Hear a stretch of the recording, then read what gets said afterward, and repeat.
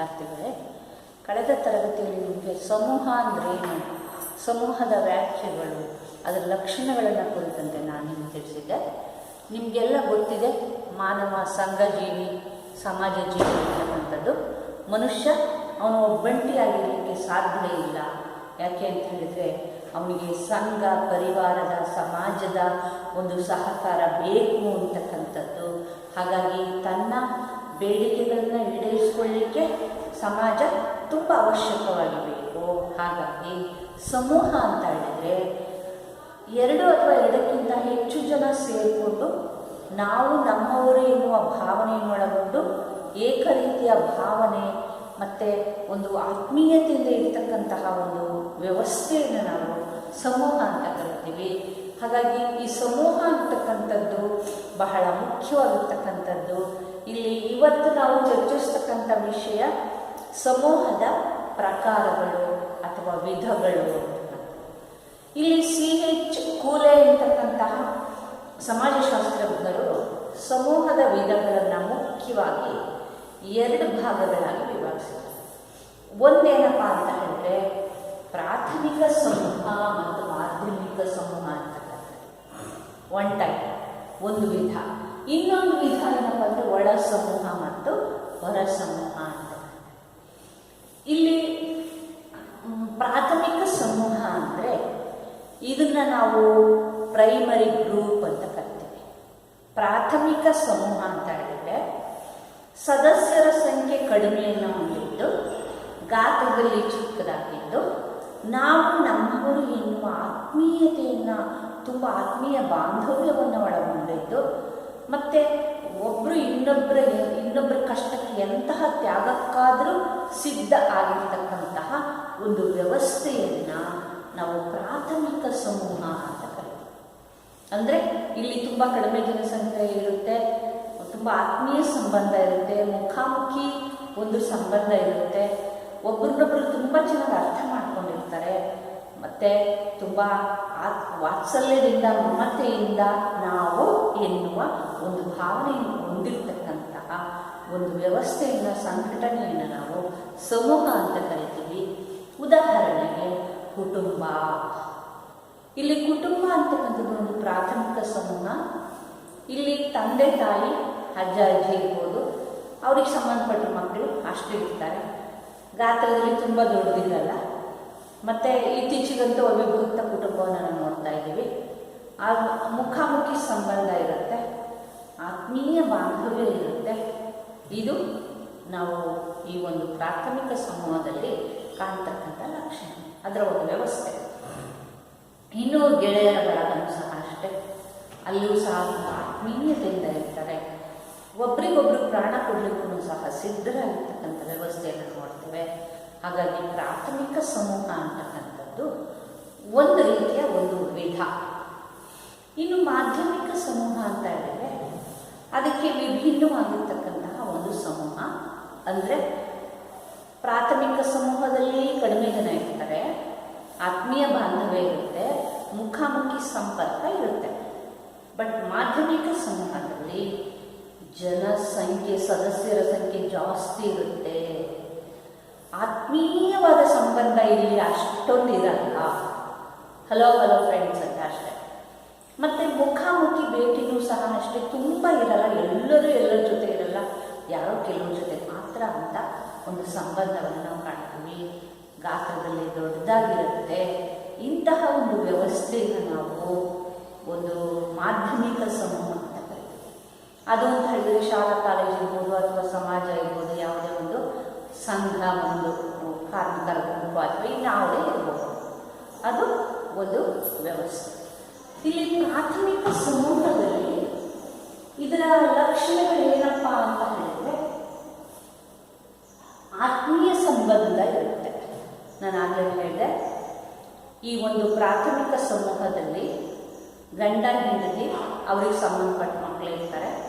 ಇನ್ನು ಅವಿಭಕ್ತ ಕುಟುಂಬಕ್ಕೆ ಹೋದರೆ ಅಪ್ಪ ಅಮ್ಮ, ಅಜ್ಜ ಅಜ್ಜಿ, ತಾತ, ಚಿಕ್ಕಪ್ಪ ಚಿಕ್ಕಮ್ಮ, ದೊಡ್ಡಪ್ಪ ಈ ಥರ. ಅಂದರೆ ಅಲ್ಲಿ ತುಂಬ ಕಡಿಮೆ ಜನ ಇರ್ತಾರೆ, ತುಂಬ ಆತ್ಮೀಯ ಸಂಬಂಧ ಇರುತ್ತೆ. ಎಲ್ಲರೂ ಎಲ್ಲರನ್ನು ಪ್ರೀತಿಸ್ತಾರೆ, ಎಂತಹ ಕಷ್ಟಕ್ಕಾದರೂ ಸಹ ತ್ಯಾಗಕ್ಕೆ ಸಿದ್ಧರಾಗಿರ್ತಕ್ಕಂಥದ್ದನ್ನು ನೋಡ್ತೇವೆ. ಇದು ಆತ್ಮೀಯವಾಗಿರ್ತಕ್ಕಂಥ ಒಂದು ಸಂಬಂಧ. ತಾಯಿ ಮಕ್ಕಳಿಗೆ ಅಂತ ಹೇಳಿ ತಾಳು ತಿನ್ನೋದನ್ನು ಬಚ್ಚಿಟ್ಟಿದ್ದು ಮಕ್ಕಳಿಗೆ ಕೊಡ್ತಕ್ಕಂಥದ್ದು, ಮಕ್ಕಳು ಅಮ್ಮ ಊಟ ಮಾಡಿ ಎಲ್ಲ ನಮಗೆ ಕೊಡ್ತಾರೆ ಅಂತ ಅಂದ್ಕೊಳ್ತಕ್ಕಂಥದ್ದು, ಇದು ಎಂತಹ ಬಾಂಧವ್ಯ ಅಂತ ಹೇಳಿದರೆ ಇದು ಆತ್ಮೀಯ ಬಾಂಧವ್ಯ.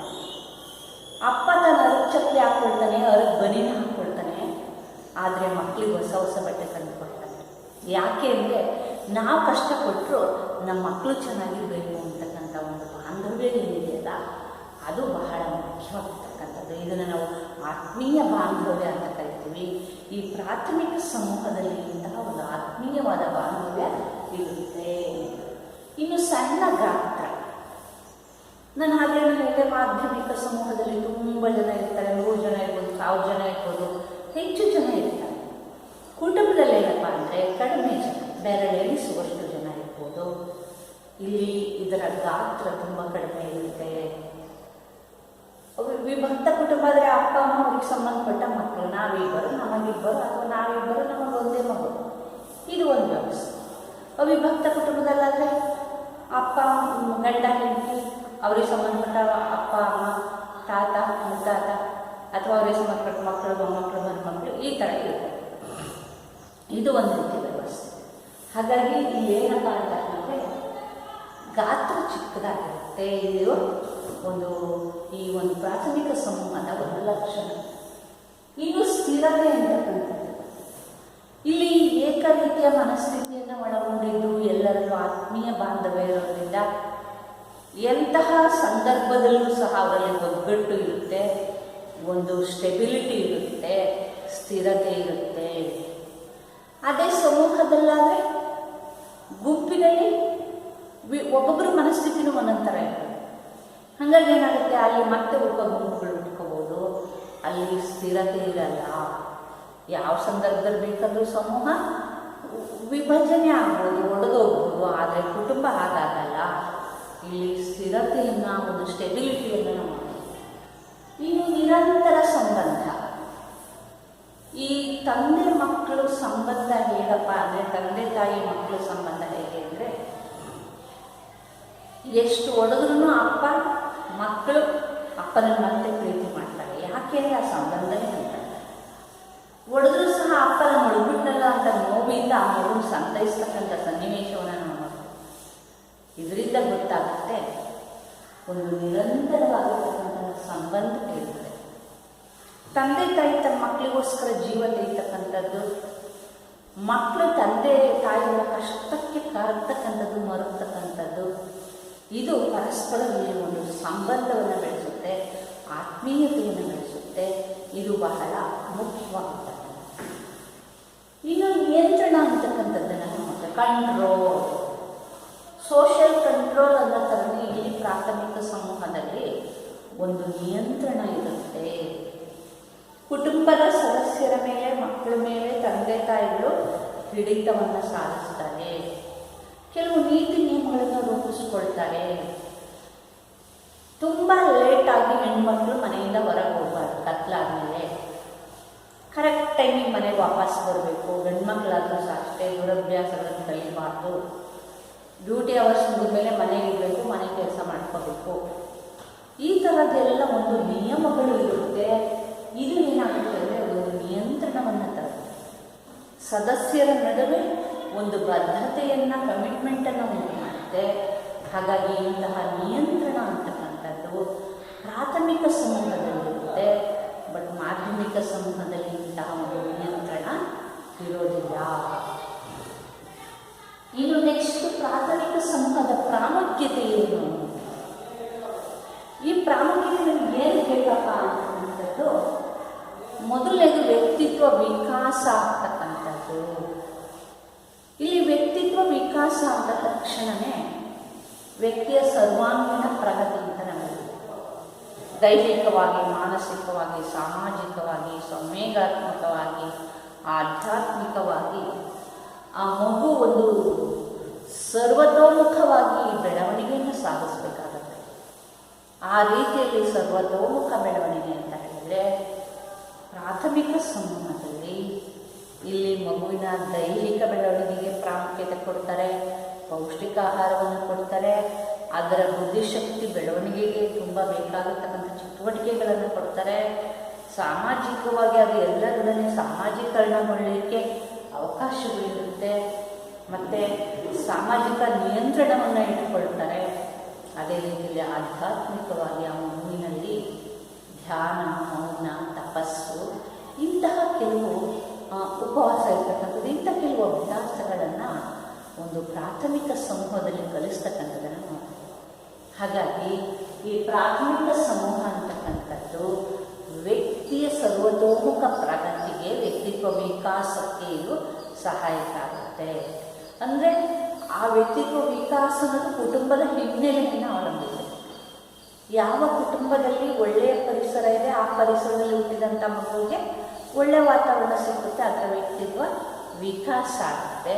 ಅದೇ ಕೆಟ್ಟ ಕುಟುಂಬದ, ಕೆಟ್ಟ ಪರಿಸರ, ಕೆಟ್ಟ ತಂದೆ ತಾಯಿಗಳ ಸಂಸ್ಕಾರ ಇಲ್ಲಿರ್ತಕ್ಕಂಥ ತಂದೆ ತಾಯಿಗಳಿದ್ದಾಗ ಅಲ್ಲೇನಾಗುತ್ತೆ ಅಂದರೆ ಆ ಮಗುವಿಗೆ ಅದಕ್ಕೆ ಒಳ್ಳೆಯ ಸಂಸ್ಕಾರ ಬರಲಿಕ್ಕೆ ಸಾಧ್ಯ ಇಲ್ಲ. ಹಾಗಾಗಿ ಒಂದು ಒಳ್ಳೆಯ ವ್ಯಕ್ತಿತ್ವ ನಿರ್ಮಾಣ ಆಗಲಿಕ್ಕೆ ಇದು ಸಹಕಾರಿ ಆಗುತ್ತೆ. ಇನ್ನು ಸದಸ್ಯರ ಸಾಮರ್ಥ್ಯಗಳ ಬೆಳವಣಿಗೆ ಆಗುತ್ತೆ.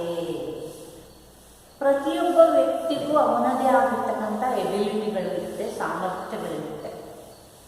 ಅದು ಒಂದು ಯಾವುದೇ ಕ್ಷೇತ್ರ ಇರ್ಬೋದು, ಅದು ಒಂದು ಕೃಷಿ ಅಥವಾ ಇಂಜಿನಿಯರಿಂಗ್ ಇರ್ಬೋದು, ಸಂಗೀತ, ಕಲೆ, ಸಾಹಿತ್ಯ, ಚಿತ್ರಕಲೆ ಅಥವಾ ಇನ್ಯಾವುದೇ ಕ್ಷೇತ್ರ ಇರ್ಬೋದು, ನಿಟ್ಟಿಂಗ್, ಪೇಂಟಿಂಗ್, ಎಂಬ್ರಾಯ್ಡ್ರಿಂಗ್ ಈ ಥರ. ಇಂತಹ ಸಂದರ್ಭದಲ್ಲಿ ಮಗುವಿನ ಆಸೆಗಳೇನು, ಆಕಾಂಕ್ಷೆಗಳೇನು, ಬುದ್ಧಿಶಕ್ತಿಯೇನು, ಅದರ ಬೌದ್ಧಿಕ ಸಾಮರ್ಥ್ಯಗಳೇನು ಅನ್ನೋದನ್ನು ತಂದೆ ತಾಯಿ ಗುರುತಿಸ್ಕೊಂಡು ಅದಕ್ಕನುಗುಣವಾಗಿ ತರಬೇತಿಯನ್ನು ಕೊಡ್ತಕ್ಕಂಥದ್ದನ್ನು ನೋಡ್ತೀವಿ. ಹಾಗಾಗಿ ಸದಸ್ಯರ ಸಾಮರ್ಥ್ಯಗಳ ಒಂದು ಬೆಳವಣಿಗೆ ಆಗೋದ್ರಿಂದ ಇದು ಮಕ್ಕಳಿಗೆ ಸಹಾಯಕ ಆಗುತ್ತೆ, ಸಹಕಾರ ಆಗುತ್ತೆ, ಸ್ಫೂರ್ತಿ ಆಗುತ್ತೆ. ಜೊತೆಗೆ ಅವ್ರ ಕಾಲ ಮೇಲೆ ಅವ್ರು ನಿಲ್ಲಲಿಕ್ಕೆ ಇದು ಸಾಧ್ಯ ಆಗುತ್ತೆ. ನಾವು ನೋಡ್ಬೋದು ಎಷ್ಟೋ ಫ್ಯಾಮಿಲಿಗಳಲ್ಲಿ ಅವರ ಮಕ್ಕಳು ಅವ್ರ ತಂದೆ ತಾಯಿಗಳ ವೃತ್ತಿಯನ್ನೇ ಅನುಕರಣೆ ಮಾಡ್ತಕ್ಕಂಥದ್ದು ನೋಡ್ತೀವಿ. ಉದಾಹರಣೆಗೆ ಡಾಕ್ಟರ್ ಮಗ ಡಾಕ್ಟ್ರೇ ಆಗ್ತಕ್ಕಂಥದ್ದು, ಮ್ಯೂಸಿಷಿಯನ್ ಮಗ ಮ್ಯೂಸಿಷಿಯನ್ನೇ ಆಗ್ತಕ್ಕಂಥದ್ದು, ಅಥವಾ ಡ್ಯಾನ್ಸರ್ ಮಕ್ಕಳು ಕೆಲವರು ಡ್ಯಾನ್ಸರೇ ಆಗ್ತಕ್ಕಂಥದ್ದು, ಈ ಚಲನಚಿತ್ರದಲ್ಲಿ ಆಕ್ಟರ್ ಮಕ್ಕಳು ಆಕ್ಟರ್ ಆಗ್ತಕ್ಕಂಥದ್ದು, ಈ ಥರದೆಲ್ಲ ನೋಡಿದಾಗ ನಮಗೆ ಗೊತ್ತಾಗುತ್ತೆ. ಇದರಲ್ಲಿ ಕುಟುಂಬದ ಪ್ರಭಾವ, ಪ್ರಾಥಮಿಕ ಸಮೂಹದ ಪ್ರಭಾವ ಜಾಸ್ತಿ ಇರುತ್ತೆ ಅಂತ. ಹಾಗಾಗಿ ಆ ಮಕ್ಕಳ ಸಾಮರ್ಥ್ಯಗಳು ಬೆಳವಣಿಗೆ ಆಗೋಕ್ಕೆ ಈ ಒಂದು ಸಮೂಹ ಬಹಳ ನೆರವಾಗುತ್ತೆ. ಇನ್ನು ನೆಕ್ಸ್ಟ್ ಅಂತ ಹೇಳಿದರೆ ವೈಯಕ್ತಿಕ ಅವಶ್ಯಕತೆಗಳ ಈಡೇರಿಕೆ ಆಗುತ್ತೆ. ಪ್ರತಿಯೊಬ್ಬ ವ್ಯಕ್ತಿಗೂ ಅವನದೇ ಆದ ಅವಶ್ಯಕತೆಗಳಿವೆ. ಅದು ಅಂತ ಹೇಳಿದರೆ ದೈಹಿಕ ಅವಶ್ಯಕತೆ, ಮಾನಸಿಕ ಅವಶ್ಯಕತೆ, ಒಂದು ಸಾಮಾಜಿಕ ಅವಶ್ಯಕತೆಗಳು ಈ ಥರದ್ದೆಲ್ಲ ಇರುತ್ತೆ. ಅದನ್ನು ಎಲ್ಲವನ್ನು ಈ ಪ್ರಾಥಮಿಕ ಸಮೂಹ ಈಡೇರಿಸುತ್ತೆ. ದೈಹಿಕ ಅವಶ್ಯಕತೆ ಅಂದರೆ ಶಾರೀರಿಕ ಅಗತ್ಯತೆಗಳು.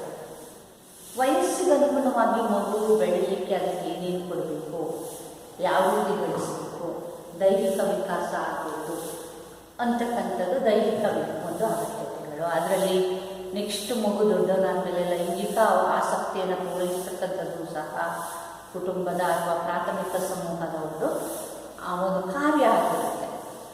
ಹಾಗಾಗಿ ಇನ್ನು ಮಾನಸಿಕ ಅಗತ್ಯತೆ ಅಂದರೆ ತಂದೆ ತಾಯಿಗಳಿಂದ ಸಿಗಬೇಕಾಗಿರ್ತಕ್ಕಂಥ ಒಂದು ಪ್ರೀತಿ, ವಿಶ್ವಾಸ, ಮಮತೆ, ಶಾಂತಿ, ಸಹನೆ, ಕರುಣೆ, ದಯೆ, ಅನುಕಂಪ, ಅನಗತ್ಯವಾದ ಸ್ಪರ್ಧೆಗಳು, ಘರ್ಷಣೆ, ಆತಂಕ, ಗೊಂದಲ ಇಂಥವನ್ನೆಲ್ಲ ಬಿಡಲಿಕ್ಕೆ, ಒಳ್ಳೆಯದನ್ನು ಕಲಿಯಲಿಕ್ಕೆ ಇಲ್ಲಿ ಸಹಾಯ ಆಗ್ತದೆ.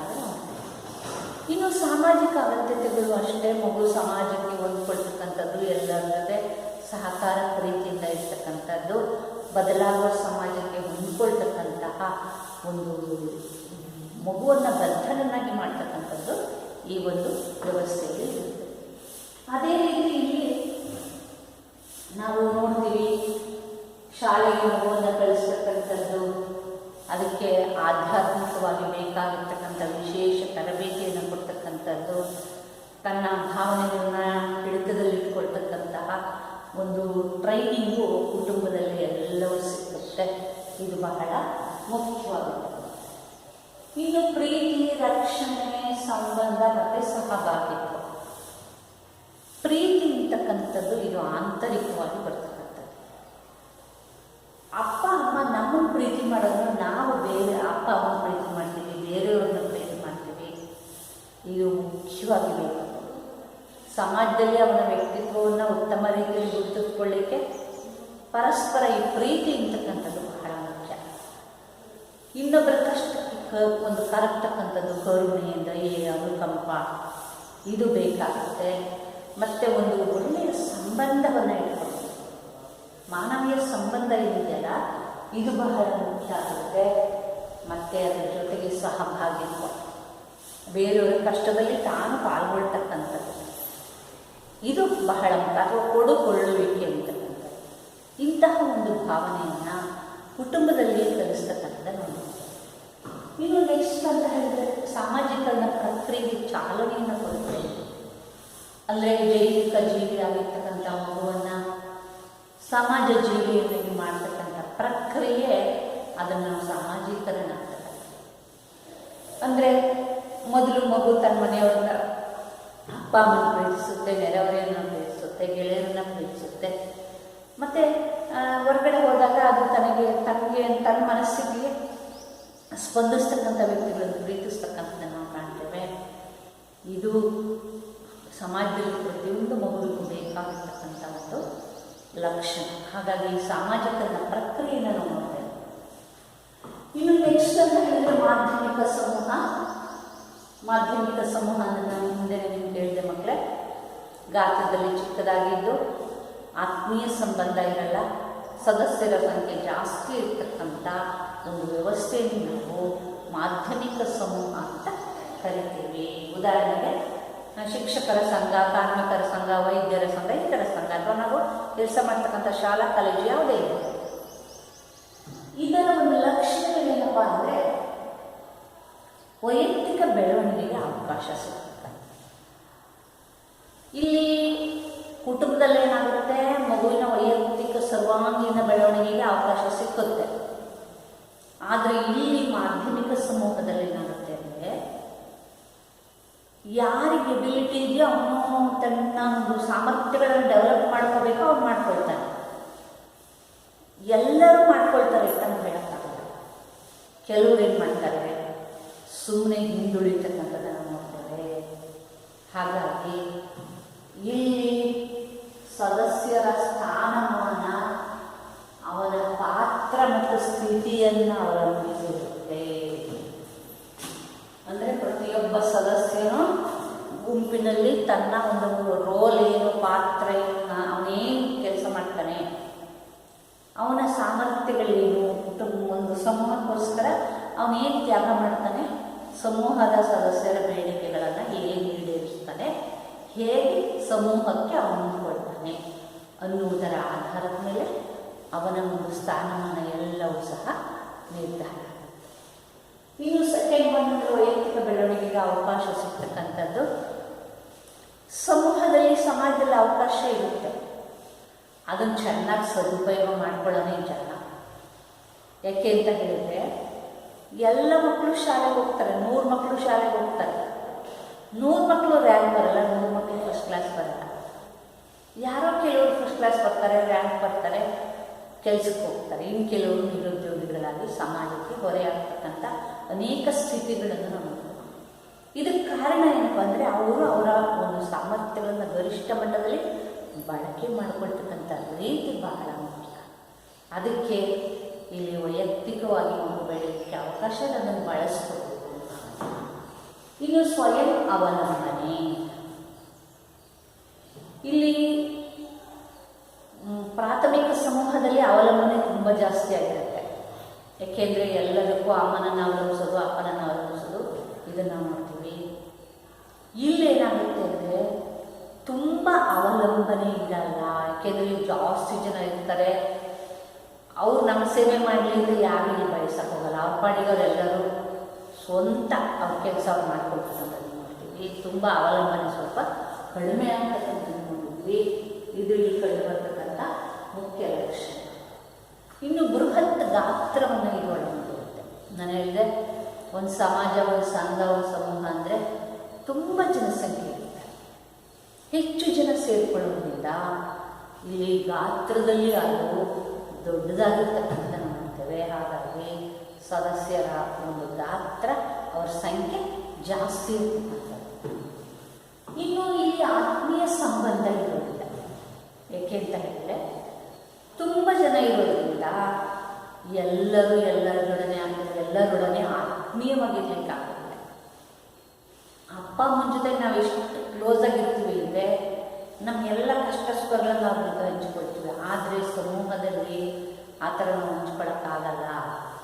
ಯಾಕೆ ಅಂತ ಹೇಳಿದರೆ, ಸಮೂಹದಲ್ಲಿ ಇಲ್ಲಿ ನಾವು ನೋಡ್ತೇವೆ ಆತ್ಮೀಯವಾಗಿರ್ತಕ್ಕಂಥ ಸಂಬಂಧ ಇರೋದಿಲ್ಲ.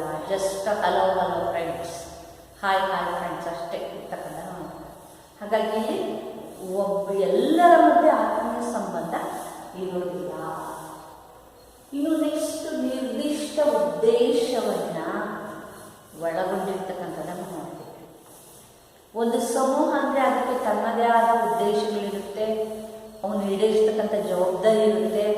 ಹಾಗಾಗಿ ನಿರ್ದಿಷ್ಟವಾಗಿರ್ತಕ್ಕಂತಹ ಒಂದು ಉದ್ದೇಶಗಳನ್ನು ಇದು ಒಳಗೊಂಡಿರ್ತಕ್ಕಂಥದ್ದನ್ನು ನೋಡ್ತೀವಿ. ಆ ಉದ್ದೇಶಗಳನ್ನು ಈಡೇರಿಸ್ತಕ್ಕಂಥದ್ದೇ ಆ ಸಮೂಹದ ಮುಖ್ಯವಾಗಿರ್ತಕ್ಕಂಥ ಒಂದು ಕೆಲಸ ಆಗಿರುತ್ತೆ. ಇನ್ನು ಸದಸ್ಯರ ಮೇಲೆ ನಿಯಂತ್ರಣ ಇರೋದಿಲ್ಲ. ಯಾಕೆ ಅಂತ ಹೇಳಿದರೆ, ಮನೆಯಲ್ಲಾದರೆ ಅಪ್ಪ ಅಮ್ಮ ಮಕ್ಕಳ ಮೇಲೆ ಸಂಪೂರ್ಣ ನಿಗಾ ವಹಿಸ್ತಾರೆ, ನಿಯಂತ್ರಣ ಇಟ್ಕೊಂಡಿರ್ತಾರೆ. ಎಷ್ಟು ಗಂಟೆಗೆ ಮಗಳು ಬಂದು, ಮಗ ಎಷ್ಟು ಗಂಟೆಗೆ ಹೋದ, ಎಷ್ಟು ಗಂಟೆಗೆ ಬಂದ, ಯಾರ ಜೊತೆಗೆ ಹೋಗ್ತಾನೆ, ಏನು ಎಲ್ಲವನ್ನು ನೋಡ್ತಾರೆ. ಇಲ್ಲಿ ಹಾಗಲ್ಲ. ಯಾಕೆಂದರೆ ಬಹಳ ಜನ ಇರ್ತಾರೆ, ಗೋಡಾಹಿ ಮೈದಾನ ಹೈ ಅನ್ನೋ ಹಾಗೆ ಇಲ್ಲಿ ಯಾರು ಯಾರ ಮೇಲೆ ನಿಯಂತ್ರಣ ಇಟ್ಕೊಳ್ತಾರೆ. ಹಾಗಾಗಿ ಇಲ್ಲಿ ಸಾಮಾಜಿಕ ನಿಯಂತ್ರಣ ಅಂತಕ್ಕಂಥ ಹತೋಟಿ ಇರ್ತಕ್ಕಂಥದ್ದು ಪ್ರಾಥಮಿಕ ಸಮೂಹದಲ್ಲಿ ಹಾಗೆ ಇರೋದಿಲ್ಲ. ಇನ್ನು ಸ್ಥಿರತೆ ಇರೋದಿಲ್ಲ ಇಲ್ಲಿ. ಏಕೆಂದರೆ ಕುಟುಂಬದಲ್ಲಿ ಒಂದು ಸ್ಟೆಬಿಲಿಟಿ ಇರುತ್ತೆ, ಸ್ಥಿರತೆ ಇರುತ್ತೆ. ಎಷ್ಟೇ ಜಗಳ ಮಾಡಿದ್ರು ಅವರು ಒಂದಾಗ್ತಾರೆ, ಮತ್ತೆ ಸಂತೋಷದಿಂದ ಇರ್ತಾರೆ. ಬಟ್ ಇಲ್ಲಿ ಏನಪ್ಪ ಅಂದರೆ, ಯಾವ ಟೈಮಲ್ಲಿ ಯಾರು ಮುಖ ಬೇಕಾದ್ರೂ ಹೊರಕೋಬೋದು. ಇಲ್ಲಿ ಒಂದು ಸಾಮಾಜಿಕ ಸ್ಥಿರತೆ ಇರೋದಿಲ್ಲ, ಮತ್ತು ಅಂತರ ವೈಯಕ್ತಿಕ ಸಂಬಂಧಗಳು ಸಹ ಅಷ್ಟೇ. ತುಂಬ ಯಾರನ್ನು ಯಾರು ತುಂಬ ಹಚ್ಕೊಳ್ಳೋಕ್ಕೋಗಲ್ಲ. ಆದರೆ ಕುಟುಂಬದಲ್ಲಿ ಹಾಗಲ್ಲ. ಮಕ್ಕಳಿಗೆ ಹುಷಾರಿಲ್ಲ ಅಂದರೆ ತಾಯಿ ಇಡೀ ದಿನ ನಿದ್ದೆಗಿಟ್ಕೊಂಡು ಆ ಮಕ್ಕಳಿಗೋಸ್ಕರ ತಾನು ಏನು ಬೇಕಾದ್ರೂ ತ್ಯಾಗ ಮಾಡ್ತಾರೆ. ಬಟ್ ಇಲ್ಲಿ ಹಾಗಲ್ಲ. ಹೌದಾ, ಹುಷಾರಿಲ್ವಾ, ಆಯಿತು ಆಸ್ಪತ್ರೆಗೆ ತೋರಿಸ್ಕೊಳ್ತೀವಿ ಅಷ್ಟೇ.